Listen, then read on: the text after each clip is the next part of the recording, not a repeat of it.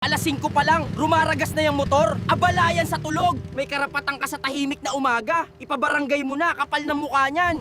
Ako ang kalan mo. Delikado ako kung nasa ilalim ng banyo. Ang dumi sa taas, bumababa sa akin. Magulo ang feng shui, damay ang swerte ninyo. Grabe naman yan, tent sa kalsada. Di man lang nagpaalam sa barangay. Inconvenience yan sa lahat ng dadaan. Tawagan mo na ang mga opisyales, mali yan. Kapag ganyan, tanggal ang privacy mo. May batas dyan sa minimum distance ng bintana. Kapal ng muka, nasa kwarto mo pa nakatapat. Agapan mo yan. Ako ang living room mo. Pag lumipat kayo ng August, malas. Masama daw ang timing, maraming negatibong enerhiya. Para sa kapayapaan ninyo, iwasan.